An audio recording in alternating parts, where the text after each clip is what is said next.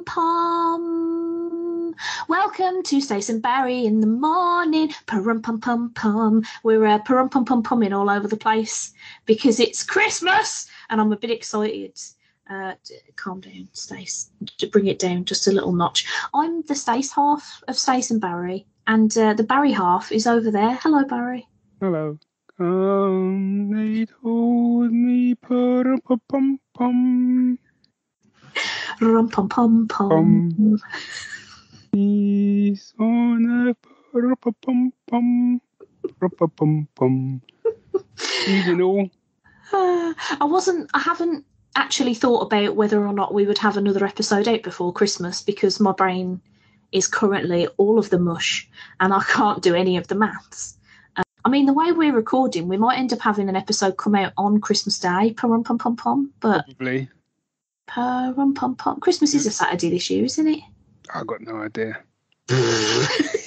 All I know is that I am off work from Christmas Eve onwards, and I can't bloody wait, man. Yeah, I'm so excited.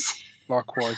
I'm going to sleep the whole way through, and then occasionally just wake up to like shovel like so much turkey and stuffing into my own face, and then just get back in the blankets. Also, it's not been announced yet, but I'm going to announce it now because, you know, I think I'm allowed to sort of talk about it now. There isn't going to be a Queen's speech this year. Did you know that? I didn't know. It's going to be a nudist speech. So I'm going to be doing this year's Christmas speech. Nudist speech, 3 p.m, all channels. Me, Ronak Sweater. A cat. Cat, armchair. Turkey. Yeah. Talking about the last year. To be fair, I would 1,000% prefer that to a Queen.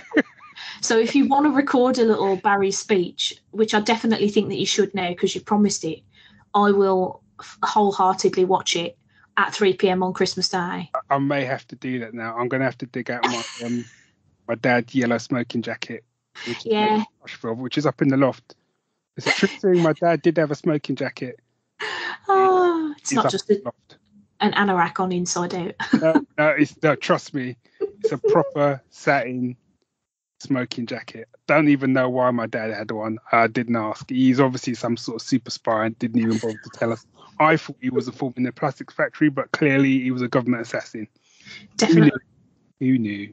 Definitely. Well, like I say, you've promised it now, so you've got to deliver or you're going to disappoint your best friend Stace. I thought you were going to say disappoint millions. I'm fairly sure it's just going to be you.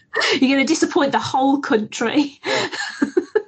Yeah. The whole of Britain's Christmas is riding on you, Barry. Yeah.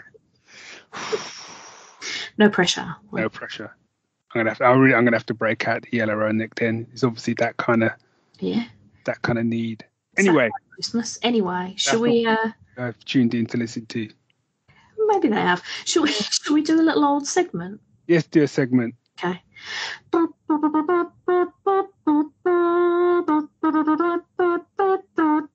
That's sort of Christmassy, isn't it?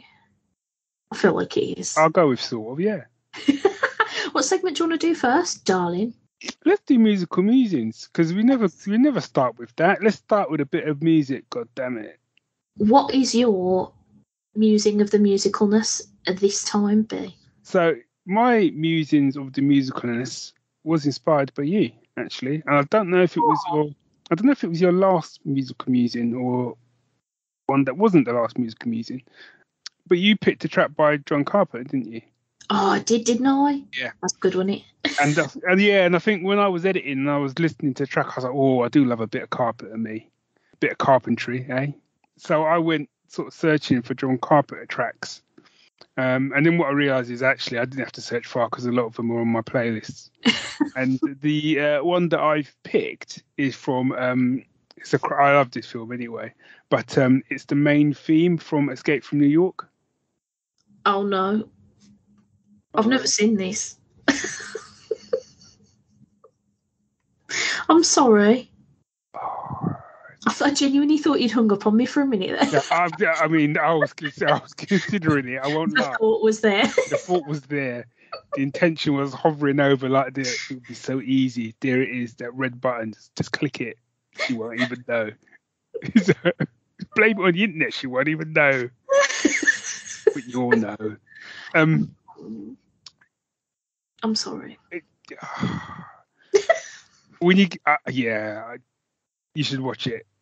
So, I mean, I don't know. Like, it's that thing I think sometimes when you say, "Oh, you must watch this film," and sometimes films age and they don't necessarily age well, and then I don't want to have that where you come back and sort of go, "Oh, ooh, ooh, Oof. oof." Oof. But I think one of the things I love about the film as well is I can't remember when it's supposed to be set, but I think it's in something like the 90s. It's supposed to be a futuristic film about the fact that New York gets turned into a prison in the future, Right. and the president's plane crashes in New York, and they send in a convict to get him out, and the convict is played by Kurt Russell, who is Snake Plissken. Thought you was dead, which is what everyone says to him in the film. That's a good name, Snake Plissken. And he's just an awesome character. I mean, they did a sequel which didn't really work for me. Sequel was a bit, but that first one, I loved it because he was so badass at it, and the music was cracking. So the music was done by John Carpenter, who obviously did the film as well. So the film came out in 19... that's it. It's set in the near future world of 1977. Good Lord. Yeah. Concerns a crime-ridden United States which has converted Manhattan Island or New York City into the country's maximum security prison. It's a cracking film. Anyway, yeah, so the main theme, I love it because it's got quite a slow build to it. And even though it uses the same kind of repeating sequence, it kind of gets more kind of intense as it goes along. It's just a classic. And the thing is as well, if you know John Carpenter, you kind of know what I'm talking about. It's just that classic where he just builds and builds and builds. And yeah, it's fantastic. And if you listen to the album on Spotify, it's one of them old school albums that I used to love when I was a kid, where it actually had clips from the film in it. Oh, okay. So what Flash Gordon does, so I love re-listening to the Flash Gordon album because it's basically like you've got the film and audio. And it does something not quite as in-depth as Flash Gordon, but it is sort of similar. So yeah, that's my pick. And I stand by it, god damn it. All right. God damn it. I didn't even say anything. Well, my musical musing is on a bit of a theme because, as I mentioned earlier, I'm a little bit excited about Christmas. And as such, I've been putting a lot of Christmas films in my eyes. And Christmas films are a funny one for me because you would think, because I am like the world's biggest proponent for Christmas, that I'd be all over Christmas films like white on rice. But I think there's only two like definitive Christmas films that are genuinely like 100% about Christmas that I really like. Right. And one of them is Home Alone, of course, because it's fantastic and stupid and wonderful. Not the remake that's just come out from Disney, which looks awful. I've seen that, right? And I'll say this, right? It isn't a great film by any stretch of the imagination, but also it's not the absolute shitfest that the internet would have you believe. Okay. And also it's not a remake. Because people keep billing it as like, oh, it's a shit remake because they're blah, blah, blah. It's not a remake. Buzz is in it as an adult. It's just a similar scenario happening to a different What cracked me up was I read an article and, like, it's funny because I didn't mean to go to bat for this film because it's entirely average. So it's not like a film that I'm desperate to defend. But I saw an article where people were saying it was the death of the Home Alone franchise. And I was like, lads, there's already 5 Home Alone movies. 3 of them are dog shit. I was going to say, I mean, the Home Alone, they died a long time ago. Like, two is passable. Home Alone is great. Yeah. 2 is fine. Yeah. Mostly saved by Tim Curry just existing in it. And then 3, 4, and 5 are absolute arse water. Like, don't come at me with death of the franchise. Anyway, it's not what I was going to talk about. The original Home Alone movie, the soundtrack was done by king of composers John Williams, which everybody knows. And it's got one of the most, I think, recognisable soundtracks, like, ever. The instant you hear just, like, a couple of notes of any song from that film, you'll be like, oh, is Home Alone on? Or I will anyway, because I'm a bit sad bastard. But the track that I chose was called Setting the Traps. And it's the sort of semi-dramatic bit of music that plays when Kevin's setting the traps. It's just what it says on the tin, really. What I love about this piece of music is that it's very dramatic, considering the kid is like hanging fucking paint cans from ceilings and stuff.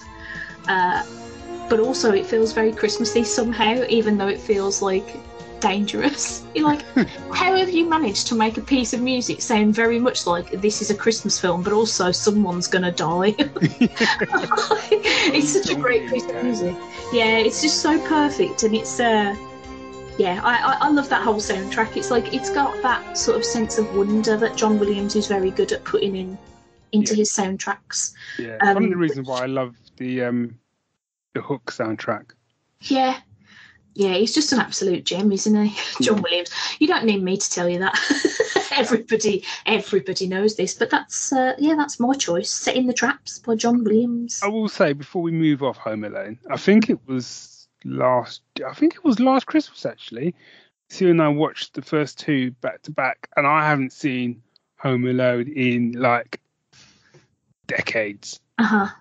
And I was surprised, and this is why I'm going to go, and it's not really a rant because I've only seen the trailer, I haven't seen the film. So, but this is why when I saw the trailer for the latest one, I was just like, nope.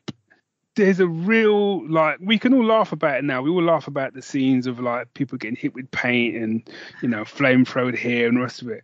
Yeah. But there's a real sense that this kid is in trouble. Yeah. And I think even more so when you get to the second film, there's a real sense that actually, if these two guys get, especially Joe Pesci, or whatever his name is, let's get his name wrong. I'm going to call him Joe Pepsi, so I am. So, especially Joe Pepsi, if he gets him, that kid is dead. Yeah, absolutely. That's the impression that I got, is if he will kill him. And then even more in the second film was because of him, they got something to prison. They've come out of prison. Then that seems like if they get him, they will kill him. Yeah. So even though there's all jokey, laughy stuff, it also has a bit of a die hard. I know people joke about it, but it does have a bit of a because he's in trouble. The kid is in trouble. Whereas when I watched the trailer for the new one, the two people robbing the house, one of them is Rob Delaney. Yeah. And the other woman, and the woman's Kimmy Smith. Yeah. And I'm like, so I didn't want to turn this into a little review for this film, but I will do it. I will say that is the biggest problem with the film, because so minor spoilers for Home Sweet Home Alone here. The reason they're trying to break into the house is because the kid stole a doll from Rob Delaney that turns out to be a very it could earn them a lot of money if they sold it, and they need to sell it because they need to get that doll back to sell it, because they don't want to lose their house because they've lost their jobs, they've come on hard times. So the film sets it up that the kid is an absolute little shit fuckface, and that the robbers are actually the good guys who are just desperate to not lose their family home. And the dynamic because of that is entirely wrong. So even though some of the traps are quite funny and some of the jokes are quite funny, Rob Delaney's got very good physical comedy. Because I think that's one of the things that's brilliant about the first Home Alone is Howard Stern is genuinely one of the funniest people in the world in that film. Because he just sells, when he steps on the nail, that look on his face and he goes slightly cross-eyed, or that noise he makes when he slips down the stairs at the back of the house, kills me every time. So this film loses all of that because you want them to get in the house and get the doll, and the kid's never actually in any danger. They just want that doll. He's defending his house from people who literally just want to go in and get a doll and leave. It's a bad setup. It's a very bad, and it also loses quite a lot being set in the modern day, because the thing about the original one as well is that there's a storm the night before. That's why the alarm clocks don't go off, and that's why the phone lines are down, and nobody has mobiles. So there's a real sense of this kid doesn't know his parents are still even alive. He thinks he's disappeared his whole family, and he's got no concept that is not the case. And his mom is desperately trying to get back across the country with John Candy, and it's all oh my god, the drama. Whereas in this one, it's why hasn't that kid gone mobile? He's like Yeah. 11 or some shit. Like, give him a phone. Jesus. What? Like, it doesn't make sense. Does he not have internet or? Well, they've got one of those things in the house that like talks to you, like a Alexa or a Dot or whatever it is. Oh no, I've probably just set off a load of people's things. Sorry, guys. But he doesn't. They make a point of him not having a mobile because he's not responsible enough for it or something. But there doesn't seem to be any real reason that they couldn't get in touch with somebody nearby To go around. To just go around and pick him up or whatever. Like it's a bit weird. Yeah. But it's like it's not egregious. It's not like it's a fun laugh for like half an hour if you switch your brain off. This has gone on so long. This segment. Welcome to Stace and Brian review the Home Alone franchise. As if people give a shit what we think about the terrible Home Alones in the middle as well. I'm glad that was the problem with this film because I feel vindicated in not watching it because that's what I thought it was going to be. I literally only watched it because I was like, it's a Christmas film. I've got to watch it at least once. I'll watch anything. I watched something once called The Christmas Break-In, which might be one of the worst things I've ever seen. But anyway, should we do another segment? Angle. Yes. Okay.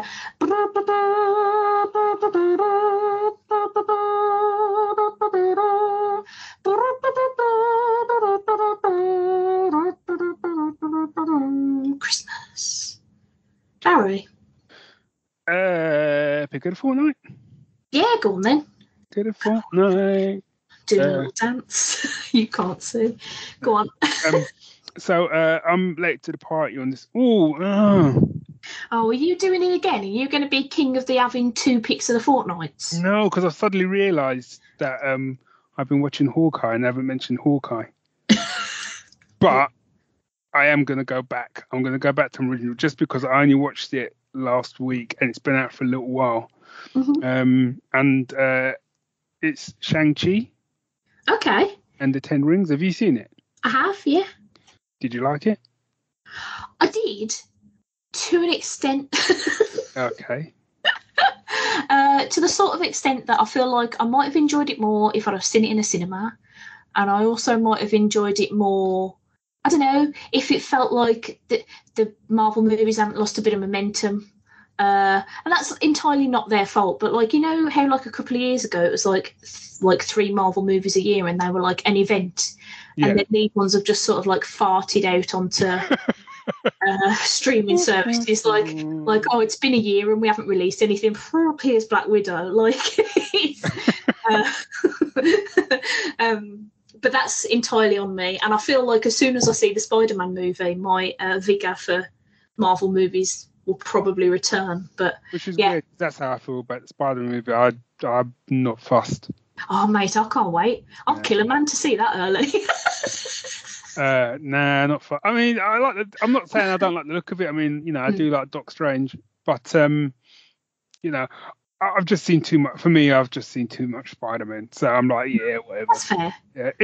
But what I've realised as well is with Shang-Chi is, and I think it's just the way things are now, the world we're in at the moment, is that films come out, everyone talks about that film for about a week, and then you don't hear anything more about that film.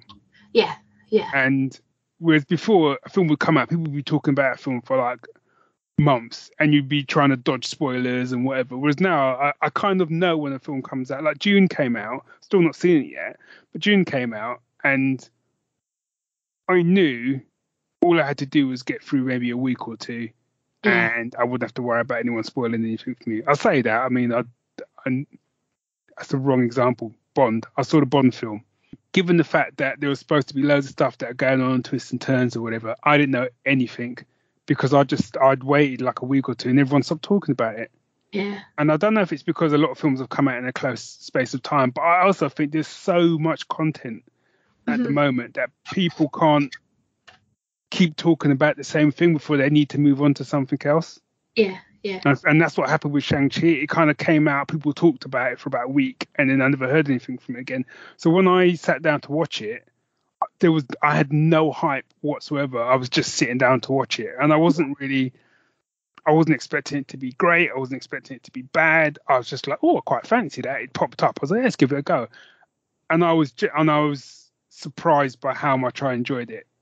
Yeah. And I think part of it was because when the bloke came on, he was supposed to be Shang-Chi. I was kind of like, really? All right. And then he gets into his first fight. And I was like, okay, I'm in. Because that dude can like whoop ass. Yeah. Yeah, I'll give them that. He was all of the fight sequences, like, they were very well choreographed. I'm not convinced that they were very well filmed. No, I disagree compared to, because this is a martial arts movie, and I think that the problem with a lot of martial arts in films, I grew up watching like a lot of old school martial art films. So now when people talk about like, you know, subtitle films coming over and, you know, oh, it's all great, all this. I was watching subtitles when I was a kid. Do you know what I mean? All these films and stuff. And one of the things that used to annoy me with a lot of these films is the quick cutting, you know, which started with Bourne. And although there is some quick cut in this film, it is nothing like a lot of the other films where you've got people doing martial arts. And I quite liked with this film that a lot of it wasn't quick cutting. That's interesting that you say that, because I thought exactly the opposite. I felt like I couldn't see enough of the fighting because it was so quick cutting. It seemed very much to me like a Marvel movie where it's like, oh, look at this big fight, zip, zip, zip, zip, zip, zip, zip, zip, zip. And I'm like, but I want to, he looked like he might have done a cool move there. I can't tell. But maybe that was just me. Yeah, I think if you watch that and then you go and watch Black Widow, and I think you'd see what I mean. And I like Black Widow, but when you see the fight scenes in that, it is very much that kind of Bourne style where it's like a couple of punches in, it's quick cut. Whereas and it's close up, and a lot of it's close up. Whereas a lot of the Shang-Chi stuff is kind of pulled back. There's a brilliant like little fight scene / training session he has with Michelle Yeoh. I want to say that. Yeoh. And it's all kind of like leaves and I like the way they're kind of mixing the different styles. I think the other thing as well is I like the way they're mixing the different styles and stuff. And I really, and it's really gorgeous to sort of look at. Also, it's everything that Iron Fist should have been. See, now this might be this might be the reason why, because I think I gave this like 3.5 out of 5 on Letterboxd. Like, I think it's a good film, but I don't think, like, outside of rewatching all the Marvel films in a row, that I don't think I'll probably ever watch it again. But I think part of the reason for that might be two things. The first is that I don't think I've ever read a Shang-Chi comic that I liked, so I'm not that bothered about the character. And the second thing is I haven't watched Iron Fist, so I don't know how bad it could have been. Go and watch any episode of Iron Fist. Or just type in Iron Fist fight scene or Iron Fist training, and you'll see. Or just go and look at a picture of him, and you'll see. You know. But I think I've read one Shang-Chi comic, and that was like, I must have been 10. It was one of my brother's ones. So I knew nothing about the character really going in, which is what I quite liked. And I actually really liked the story. I thought it was a really good story. And I think for anyone that's kind of like lost someone, you'll get it.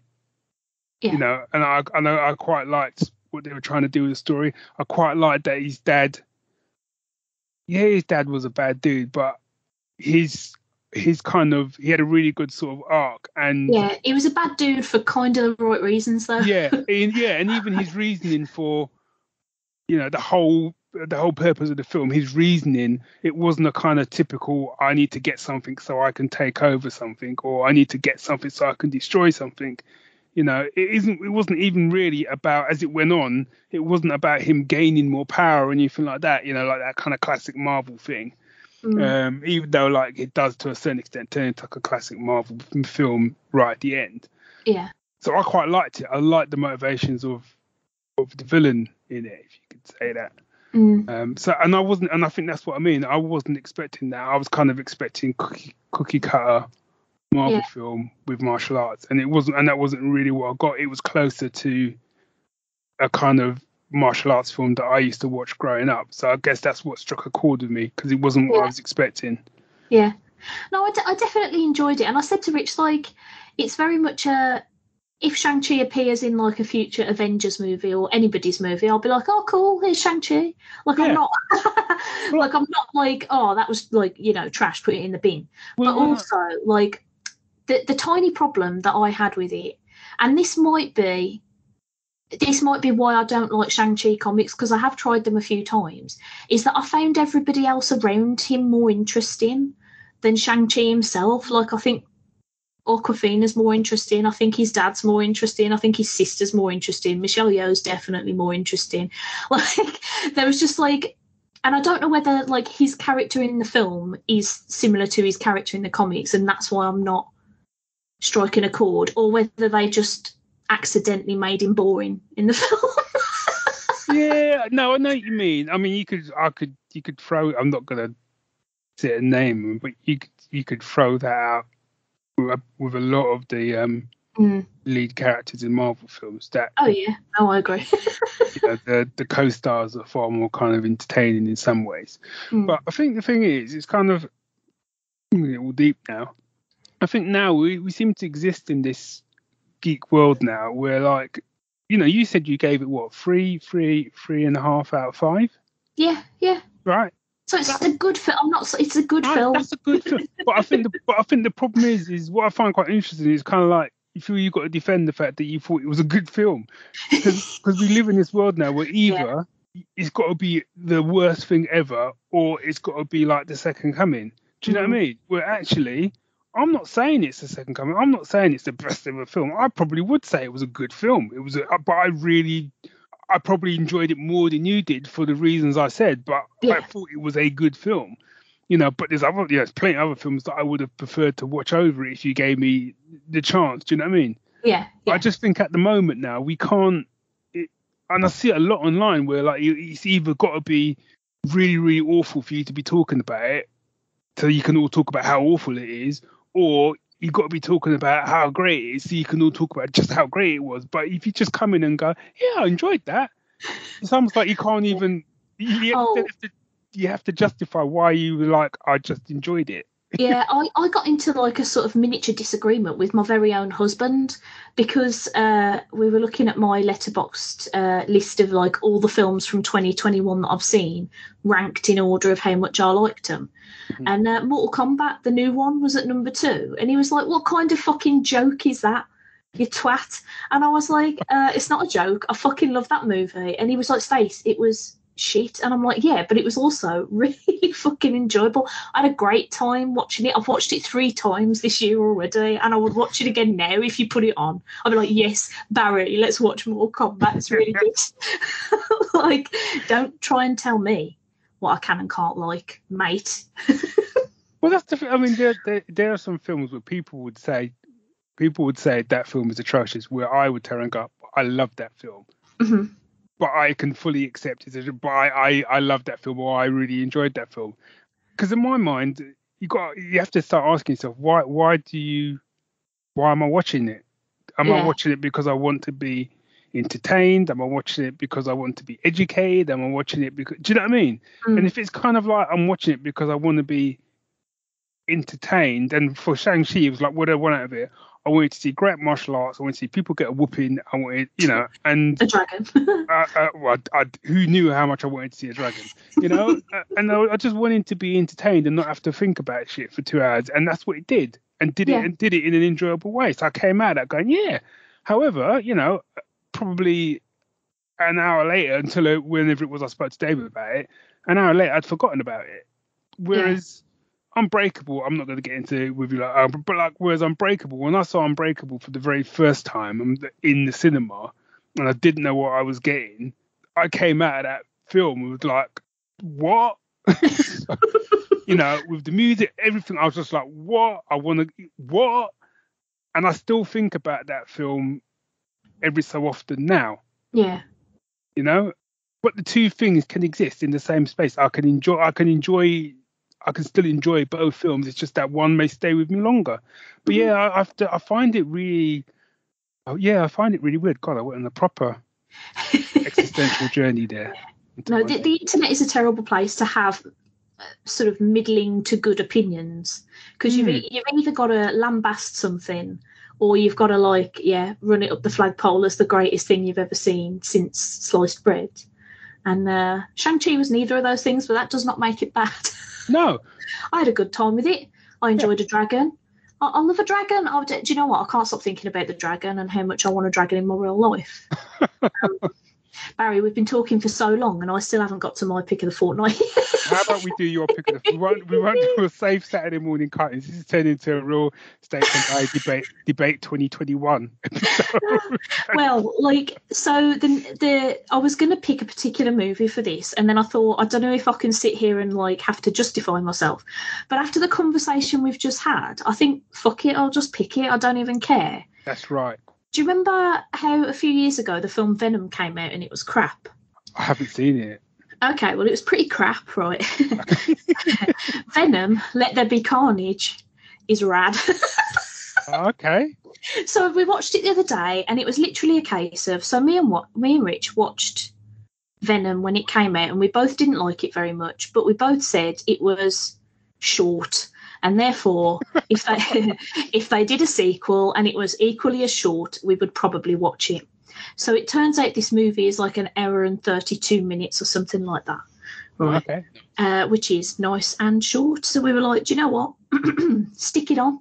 And we did. And boy, did I have a barrel of fun with it. So this film, the problem with Venom, one of the many problems with Venom for me was that the film took itself really seriously. But it was the whole thing is a ridiculous premise. And so it felt like they were trying to do things in earnest that just didn't make sense for them to do in earnest. It was just a really weird, sort of serious take on Venom that nobody really wanted. In this film, they really lean on the silly. So there's a lot of jokes. There's some great jokes where Venom is sort of chipping in as oh my god, why can't I remember his name? Jesus Christ, I literally watched it a week ago. Tom Hardy? Yeah, what's his character's name? Eddie Brock, there we go. Oh, yeah. It's call myself a nerd, put myself in the bin. Where so nobody else can hear Venom. And there's a lot of really funny, some of them are stupid, but a lot of them are genuinely funny jokes where Eddie's saying stuff and then Venom is saying things in his head that are blatantly the things that Eddie wants to be able to say, but he can't say them out loud. Oh, okay. So there's a lot of very sort of odd couple kind of jokes, and it's just really funny and silly, and Woody Harrelson is chewing up every goddamn piece of scenery that he's in. It's so, I had such good fun. We finished watching it and I was like, Rich, that was really good. And he was like, no, it wasn't. What's wrong with your head? And I was like, no, I had a laugh. I laughed. Mark Kermode has a thing where he's like, if a film makes you laugh 5 times, then that means it's good and funny. Right? I laugh more than 5 times. Absolutely. Oh, okay. I just had a lot of fun with this film. And I feel like if you didn't like Venom because it was too serious, you might still like this, because it's not at all. It's really daft and just a good fun laugh. And just as a little added bonus, the film that I was going to pick instead, because I was scared that you'd laugh me out of the podcast if I said Venom, I was going to pick a film called Santa's Slay, but it's Slay spelled S-L-A-Y, and it's a film in which the wrestler Goldberg plays a mad Santa who goes around doing murders, and it's a lot more fun than it has any right to be. So if you want to see a movie where Santa does a bunch of murders, if anything, it could do with more murders. That had been my biggest criticism of it, that it could do with a few more murders. But it's also a good laugh if you're sick of schmaltzy twee Christmas films and you want to see Santa be an absolute dickhead badass and suplex people through display cases and things. It's wonderful. I don't want to see Santa suplex people through display cases. I'm pretty sure at one point he does a fucking spear on someone through a display of bread. It's just wonderful. So yeah, those are my picks of the fortnight. Venom and is the Santa Santa Slay. Slay one? Is that on the streaming? I think it must have been because Rich has got this thing that I told you, didn't I, about how he's doing that, watching a new film a day type thing. So he's constantly just on the lookout for things that are on streaming that he doesn't have to like buy or make any effort to get. So he could just be like, right, let's put this on. So it must be, but I don't know which one because we've got like 7. Okay. But I'm sure I can find out and tell you later. But it's a good laugh. That is really weird. I think I saw that picture today, Santa's sleigh, which is why it's in my head. Oh, okay. But I don't know where I saw it. That's where I saw it. It was on Prime, Amazon Prime. Okay, there you go. Watch it on Amazon Prime. Merry Christmas, everyone. Yeah. Ooh, I didn't want to do that. For some reason, I've started playing it on Amazon. I was just going to say, we're just doing a watch along now, aren't we? Yeah, so the blurb I'm reading for it? Yeah, I did see this today. After years of spreading joy and Christmas by doling out gifts and cheer, Santa Claus, he's actually a demon forced to be nice, returns to his old ways. Yep. Is that it? Yep, that's the one. With good old Bill Goldberg as Santa, and I've got to say, I am down for mad wrestlers being Santas. It's good value. My only complaint is he could have given more one-liners after all these brutal yet exciting kills. That's the review. To be fair, I do agree. Like if there was like an Arnie style quip after all the murders, it'd be great. But yeah, no, I enjoyed it. I mean, it's bad. It's actively bad, but also it's hella fun. So no what more can you ask for? Apart from people getting suplexed through display cabinets, nothing at all. Oh, it's good. It's good times. Shall we call it a day? It's been a bumper spectacular this It has been a bumper spectacular of like, it's almost like a proper Christmas spectacular. All we needed was Morecambe and Wise and a music number to end with. I was going to say I could sing a song, but no, I can't. No, you're all right. We're all right. We don't need that. Well, there you go. That was Stace and Barry in the Morning, Season 3, Episode 16. If there is another episode that comes out before or on Christmas, then, ignore what I'm about to say. But if not, Merry Ruddy Christmas, everybody. Whatever you're up to, however you're celebrating or not, have a lovely time. Have a nice, peaceful, or raucous, depending on how you're feeling, Christmas and New Year. And we love you. Stay safe. And make sure 3 p.m. Christmas Day, Nugent speech. Nugent speech. My eyes are going to be all over it, B, so it better exist. I just need to find a pipe because I feel like I'll need a pipe as well. You'll have to like green screen yourself into like a mahogany shelved office. He says I haven't got a mahogany shelved office. Have you got a mahogany shelved office? No. See. He's lying. I might have by Christmas Day. I just got to make a couple of calls to IKEA. You wore like a white kind of sheet. I was just going to say, it won't be mahogany and it definitely won't be by Christmas. Good luck. It will just be me in the room trying to put together some furniture. The whole of your speech is just you swearing at bits of furniture. Yeah. Pretty much my life, really. Yeah, anywho, have a great Christmas. Love you, everybody. Bye. Bye.